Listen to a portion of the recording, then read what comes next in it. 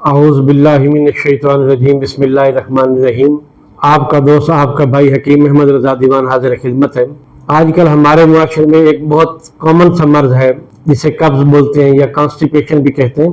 दर हकीकत जो कब्ज़ है ये उम्मुल अमराज है, ये तमाम अमराज की माँ है। अगर आपको कब्ज़ की वजह से गैस की कंडीशन है तो आपके ख्यालात परेशान हैं।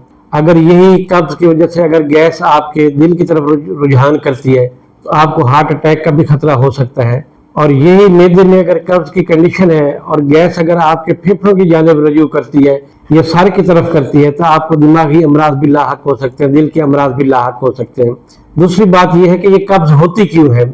हमारी अंतड़ी के अंदर एक लुब्रिकेशन होती है जो फासिद ग़िज़ा खुराक को फिसला कर पखाने के रास्ते खारिज करती है।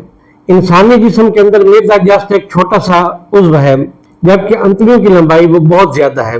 जब ग़िज़ा खुराक फासिद जो अंतड़ियों से प्रोसेस होती है तो अंतड़ियों के अंदर लुब्रिकेशन नहीं होती, तो वो फासिद ग़िज़ा जो है वो अंतड़ियों के साथ जम जाती है।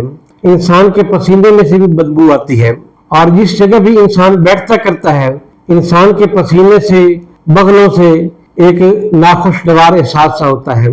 तो इसके लिए एक बहुत जबरदस्त सा नुस्खा आपके सामने शेयर कर रहा हूँ। जिन लोगों को अंतड़ियों की वजह से, अंतड़ियों की खुश्की की वजह से कब्ज होती है, तो उसके लिए यह है कि आपने 2 तोला साबित इसम गोल लेना है और उसको 1 गिलास दूध में हल करके 2 चम्मच बादाम रोगन के शामिल कर दें और ये आप पी लें।